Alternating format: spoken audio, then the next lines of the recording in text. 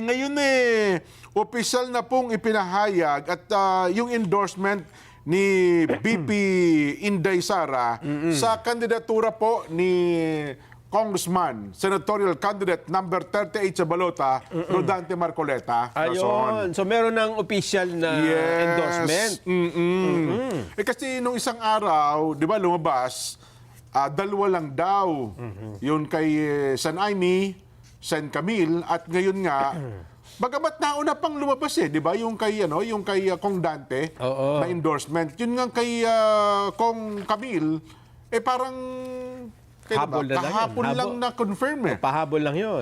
Ang totoo niyan, Jen, ikinakampanya naman ng Vice President. Ang lahat ng kandidato ng kanyang ama, ni Pangulong Duterte, kasi dun sa dahig, yun ang isa sa birthday wish ng Pangulo dating Pangulong Duterte na maiboto lahat ng kanyang kandidato, yung 10. Pero ang talagang binuo nila na magkaroon ng political ads o poll ads na kumakalat po ngayon sa social media ay yun nga. Pero yung kay Camille, wala pa ako nakikita. Hindi pa lumalabas. Di ba yung kay San Aimee, yung kanilang itim? Di ba? Itim.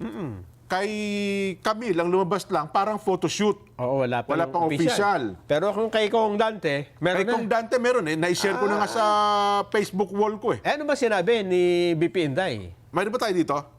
Sige pa, tingnan nga natin kung para lang for discussion, ha? O for discussions para maging tayo, makita natin talaga ba, totoo ba yan? Yan. Tingnan nga natin. Baka naman luma na Meron ba dyan, direct? Pakinggan natin. Bapiring pa. Pero pinabanggit niya, ako si Sara Duterte. Iisa lang. Andiyan na, bilis Sabi ko naman sa'yo. Isang ganun lang yan sige nga po, ipakita nga natin para na magkaroon ng idea ang ating mga kababayan. Ako si Sara Duterte. Iisa lang ang Rodante Marcoleta sa Senado. Hindi natitinag, hindi natatakot, at laging nasa panig ng tama. Noong pinupuna at tinatakot ang tanggapan ng pangalawang Pangulo, siya ang tumindig at dumepensa, hindi alintana ang pambabatikos. Dahil para kay Marcoleta, ang tama ay pinaglalaban kahit mag-isa ka lamang. Marcoleta, may prinsipyo, may integridad, may paninindigan. Kaya ngayong darating na halalan, iboto natin ang number 38 sa balota. Kay Marcoleta, may pag-asa ka. Ayun. So yun nga, tama. Nelson, yun talaga ang yun ngang, aywan ko lang kung lumabas na rin ba sa social media yung itim. Parang wala pa, no? Meron ba?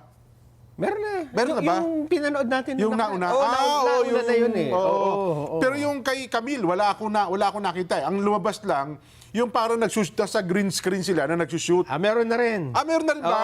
Yung official endorsement niya?